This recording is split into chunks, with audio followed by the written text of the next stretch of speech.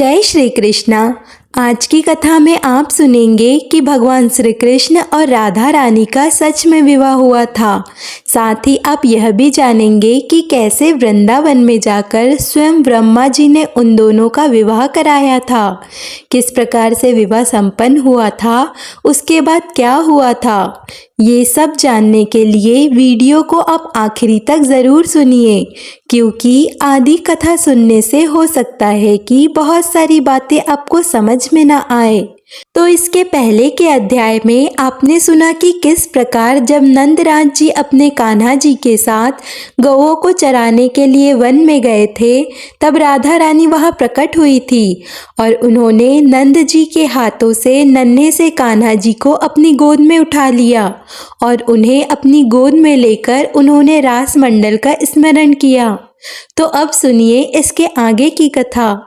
भगवान श्री कृष्ण ने जब राधा रानी को बताया कि कैसे राधा नाम का उच्चारण करने वाला भक्त उनके प्राणों से भी बढ़कर उन्हें प्रिय है, तब राधिका जी ने कहा, प्रभु मुझे गोलोक की सारी बातें याद है, मैं सब जानती हूँ। मैं भला उन बातों को कैसे भूल सकती हूँ जो आप मुझे सर्वरूपिणी बता रहे हैं। वह सब आपके चरण कमलों की कृपा से संभव है। भगवान को कुछ लोग प्रिय नहीं होते और कुछ लोग तो बहुत ही प्रिय होते हैं। जैसे जो मेरा स्मरण नहीं करते, उसी तरह उन पर आपकी भी कृपा नहीं होती। आप तिनके को पर्वत और पर्वत को तिनका बनाने में भी समर्थ हो। देखिए मैं खड़ी हूँ और आप सोए हुए हो। इस समय बातचीत में जो समय निकल गया वह एक एक क्षण मेरे लिए एक एक युग के समान है और मैं उसकी गणना करने में भी असमर्थ हूँ। आप मेरे वक्ष स्थल और मस्तक पर अपना चरण कमल रख दो। आपके विरह की अग्नि से मेरा हृदय शीघ्र ही दग्ध होना चाहता है। सामने जब आपके चरण कमलों पर मेरी दृष्टि पड़ी तो वह वहीं जम गई। फिर मैं क्लेश उठाकर भी उसे दूसरे अंगों को देखने के लिए वहां से अपनी दृष्टि को कहीं और ले ही ना जा सकी, अर्थात कुछ और देख ही ना सकी। फिर भी धीरे धीरे प्रत्येक अंग का दर्शन करके ही मैंने आपके शांत मुखारविंद पर दृष्टि अब डाली है। इस मुखारविंद को देखकर अब मेरी दृष्टि कहीं और जाने में बिल्कुल असमर्थ है। राधिका जी के यह वचन सुनकर पुरुषोत्तम श्री कृष्ण हंसने लगे। फिर वे कहने लगे, भद्रे, मैंने पूर्व काल में वहाँ गोलोक में जो भी निश्चय किया था उसका खंडन नहीं होना चाहिए। वह बात अधूरी नहीं रहनी चाहिए। प्रिय, जरा तुम क्षण भर ठहरो, मैं तुम्हारा मंगल करूंगा। तुम्हारे मनोरथ की पूर्ति का समय अब स्वयं ही आ पहुंचा है। राधे, पहले मैंने जिसके लिए जो कुछ लिख दिया है और जिस समय उस मनोरथ की प्राप्ति का समय निश्चित कर दिया है, उस पूर्व निश्चय का खंडन तो मैं स्वयं भी नहीं कर सकता। फिर भला विधाता की तो विसात ही क्या है जो उसे मिटा सके। मैं तो विधाता का भी विधाता हूँ।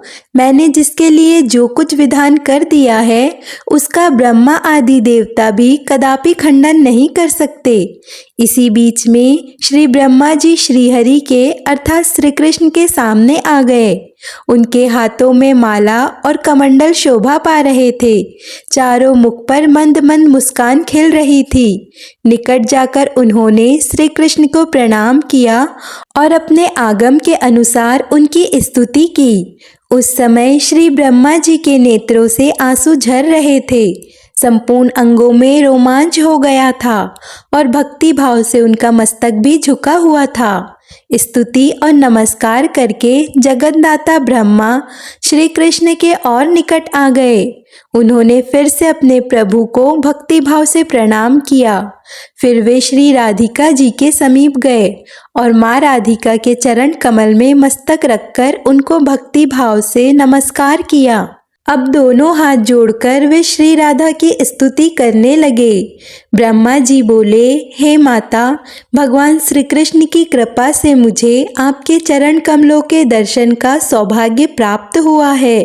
यह चरण सर्वत्र और विशेषतः भारतवर्ष में सभी के लिए परम दुर्लभ है। मैंने पूर्व काल में पुष्कर तीर्थ में सूर्य के प्रकाश में बैठकर परमात्मा श्री कृष्ण की प्रसन्नता के लिए 60,000 वर्षों तक तपस्या की। तब वरदाता श्री हरि मुझे वरदान देने के लिए स्वयं पधारे। उनके वर मांगो ऐसा कहने पर मैंने प्रसन्नता पूर्वक अभिष्ट वर मांगते हुए कहा, हे परमेश्वर, जो सबके लिए परम दुर्लभ है, उन राधिका जी के चरण कमल का मुझे इसी समय शीघ्र दर्शन कराइए। तब मेरी यह बात सुनकर वे श्री हरि मुझ तपस्वी से बोले, वत्स, इस समय तो मुझे क्षमा करो। उपयुक्त समय आने पर मैं आपको श्री राधा के चरणाविंदों के दर्शन अवश्य कराऊंगा और ईश्वर की आज्ञा कभी निष्फल नहीं होती। इसीलिए मुझे आपके चरण कमलों के दर्शन आज प्राप्त हुए हैं। माते, आपके यह चरण गोलोक में और इस समय भारत में भी सबकी मनवांछा का विषय है। सब देवियाँ प्रकृति की अंशभूता है, इसीलिए निश्चय ही जन्य और प्राकृतिक है। आप श्री कृष्ण के आदि अंग से प्रकट हुई हो, इसीलिए सभी दृष्टियों से आप श्री कृष्ण के समान ही हो। माँ, आप तो परमात्मा श्री कृष्ण की देह रूपा हो, अतः आप इसकी आधारभूता हो। माँ, इनके प्राणों से आप प्राणवती हो और आपके चरणों से यह परमेश्वर श्री कृष्ण प्रणवत है। क्या किसी शिल्पी ने किसी कारण से इसको निर्मित किया है? कदापि नहीं। अंबिके, ये श्री कृष्ण नित्य है और आप भी नित्या हो। आप इनकी अंश स्वरूपा हो और यह भी आपके ही अंश है। मैं जगत सृष्टा ब्रह्मा स्वयं वेदों का प्रकटन करने वाला हूँ। उस वेद को गुरु के मुख से पढ़कर लोग विद्वान हो जाते हैं, परंतु वेद अर्थात पंडित आपके गुणों या स्तोत्रों का शतांश भी वर्णन करने में असमर्थ है। फिर दूसरा कौन आपकी स्तुति कर सकता है? स्त्रोतों का जनक है ज्ञान और सदा ज्ञान की जननी है बुद्धि। माँ राधे, उस बुद्धि की भी जननी आप हो। फिर भला कौन आपकी स्तुति करने में समर्थ होगा? जो ईश्वरों के भी ईश्वर परमात्मा है, उनकी योग्य और अयोग्यता पर भी समान कृपा होती है। जो पालन के योग्य संतान है, उसका क्षण क्षण में गुण दोष प्रकट होता है, परंतु माता और पिता उसके सारे दोषों को स्नेहपूर्वक क्षमा कर देते हैं। ऐसा कहकर जगत श्रेष्ठा ब्रह्मा जी उन दोनों के सामने सर्ववांछित चरण कमलों को प्रणाम करके उनके ही सामने खड़े हो गए। जो मनुष्य श्री ब्रह्मा जी के द्वारा किए गए इस स्तोत्र का तीनों संध्याओं के समय पाठ करता है, वह निश्चय ही राधा माधव के चरणों की भक्ति और दास्य प्राप्त कर लेता है। अपने कर्मों का मूलांछेद करके सुदर्जन मृत्यु को जीतकर समस्त लोकों को लांघता हुआ वह उत्तम गोलोक धाम में चला जाता है।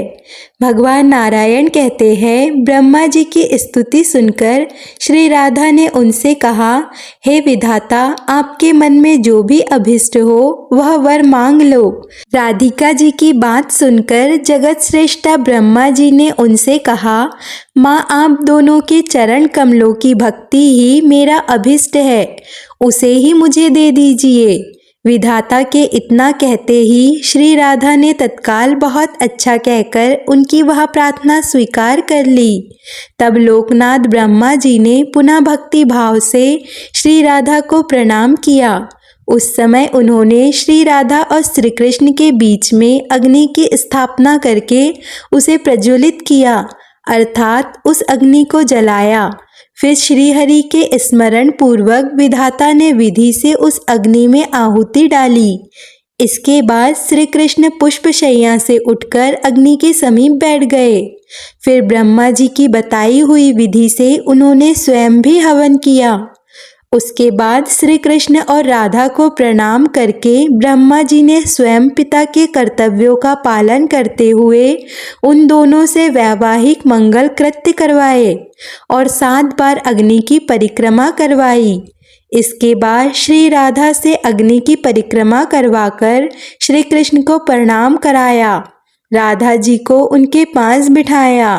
फिर श्री कृष्ण से राधा जी का हाथ ग्रहण कराया और माधव से 7 वैदिक मंत्र पढ़वाए। फिर वेदज्ञ विधाता ने श्री हरि के अर्थात श्री कृष्ण के वक्ष स्थल पर राधा जी का हाथ रखवाकर राधा जी के पृष्ठ क्षेत्र में भी श्री कृष्ण का हाथ रखवाया और राधा जी से 3 वैदिक मंत्रों का पाठ करवाया। फिर ब्रह्मा जी ने पारिजात के पुष्पों की अजान लंबिनी अर्थात घुटनों तक लंबी माला श्री राधिका के हाथ से श्री कृष्ण के गले में डलवाई। फिर कमल जन्मे विधाता जी ने पुनः श्री राधा और श्री कृष्ण को प्रणाम करके श्री कृष्ण के हाथ से श्री राधा के कंठ में मनोहर माला डलवाई अर्थात उन दोनों की जयमाला करवाई। फिर श्री कृष्ण को बिठाया और उनके बाएं भाग में मंद मंद मुस्कुराती हुई श्री कृष्ण हृदया राधा जी को भी बिठाया। इसके बाद उन दोनों के हाथ जुड़वाकर 5 वैदिक मंत्र पढ़वाए।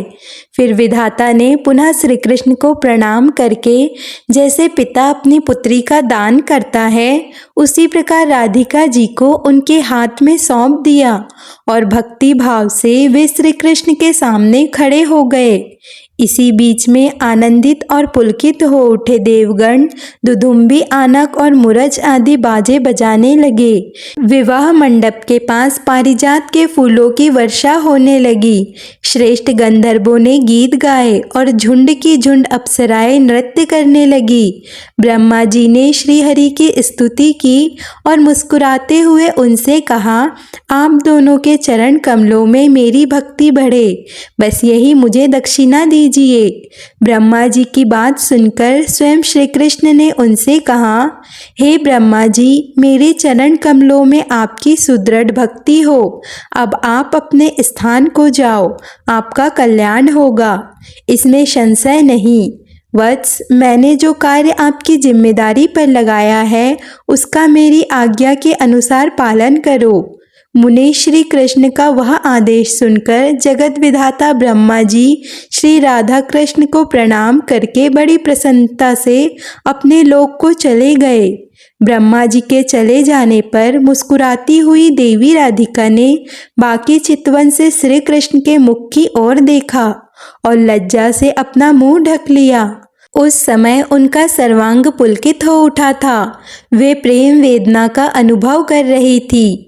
श्री कृष्ण को भक्ति भाव से प्रणाम करके श्री राधा अपनी सैया पर गई। वहाँ चंदन, अगरू, कस्तूरी और केसर का अंगराग रखा हुआ था। श्री राधा ने श्री कृष्ण के ललाट पे तिलक करके उनके वक्ष स्थल में चंदन लगाया। फिर सुधा और मधु से भरा हुआ मनोहर रत्न पात्र भक्ति पूर्वक श्री कृष्ण के हाथ में दे दिया। जगदीश्वर श्री कृष्ण ने उस सुधा का पान किया। इसके बाद श्री राधा ने कपूर आदि से सुवाजित सुरम्य तांबूल अर्थात पान श्री कृष्ण को दिया। श्री कृष्ण ने उसे सादर भोग लगाया। फिर उनके दिए हुए सुदरस का मुस्कुराती हुई श्री राधा ने आस्वादन किया।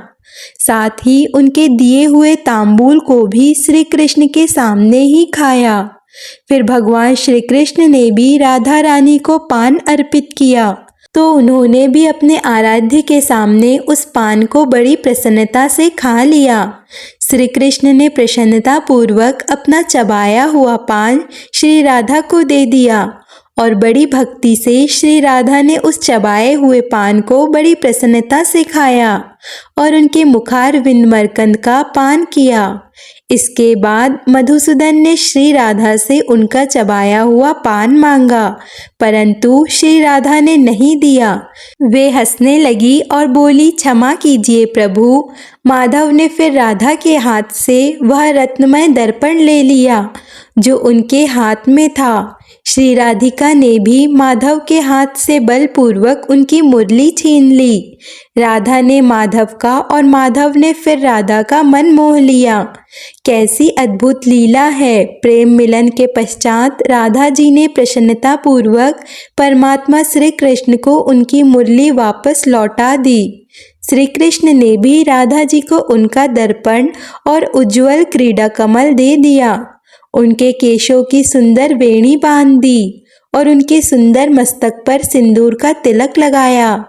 बड़े ही विचित्र पत्र रचना से युक्त सुंदर वेश उनका संवार दिया। उन्होंने जैसी वेश रचना की, जैसा उन्होंने राधा जी को सजाया था, उसे तो विश्वकर्मा जी भी नहीं जानते, फिर भला सखियों की तो बात ही क्या है। श्री कृष्ण ने तो अपनी प्यारी राधिका को सुंदर वेशभूषा से सुसज्जित कर दिया।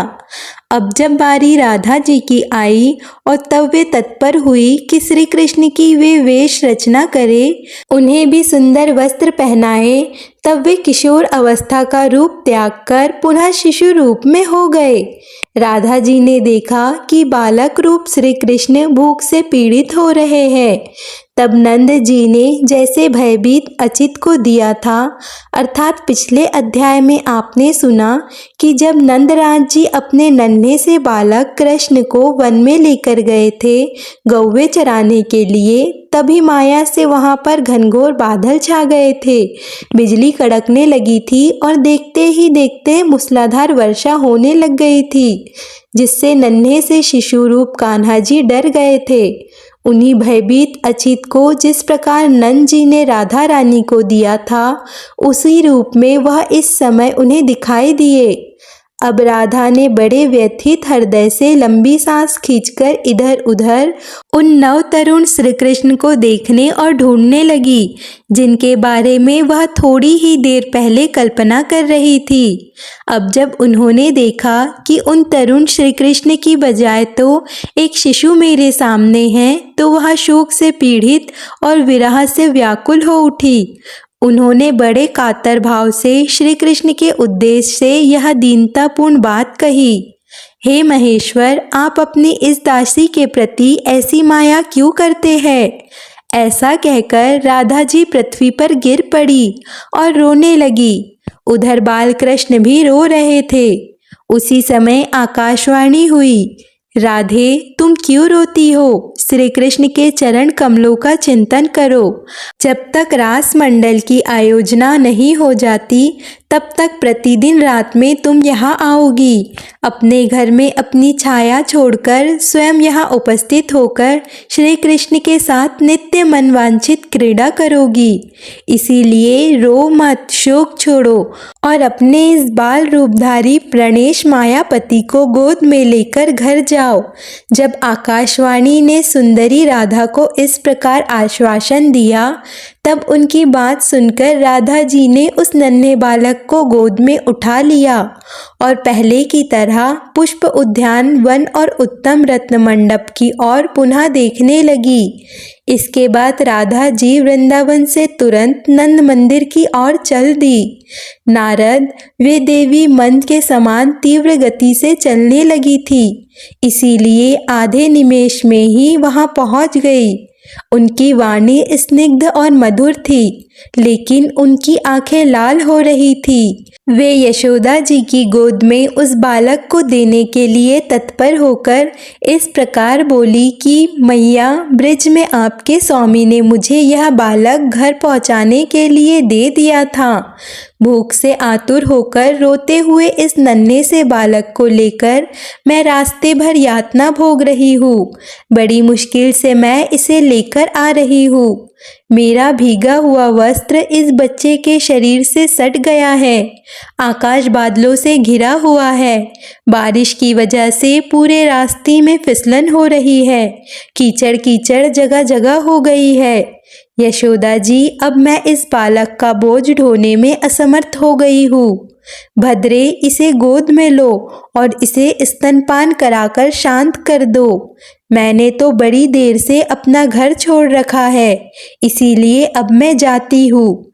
हे यशोदे, आप सुखी रहो। ऐसा कहकर उस बालक को देकर श्री राधा जी अपने घर को चली गई। यशोदा जी ने अपने बालक को घर में ले जाकर उसे खूब जी भरकर लाड़ दुलार किया और फिर उसे स्तनपान कराया। अब यहाँ पर एक बहुत गहरी बात सुनिए। राधा जी अपने घर में रहकर बाहरी रूप में तो घर के कामकाज में लीन दिखाई देती थी, परंतु हर दिन रात के समय वह वृंदावन में जाकर श्री कृष्ण के साथ क्रीड़ा किया करती थी। घर पर तो उनकी छाया मात्र ही रह जाती थी। हे वत्स नारद, इस प्रकार मैंने तुम्हें शुभद सुखद और मोक्षदायक पुण्यमय श्री कृष्ण चरित्र कहा। आज के लिए बस इतना ही। आगे की कथा अगले अध्याय में ज़रूर सुनिए और ऐसी ही और भी कथाओं के लिए चैनल को सब्सक्राइब कर लीजिए और वीडियो को लाइक कर दीजिए।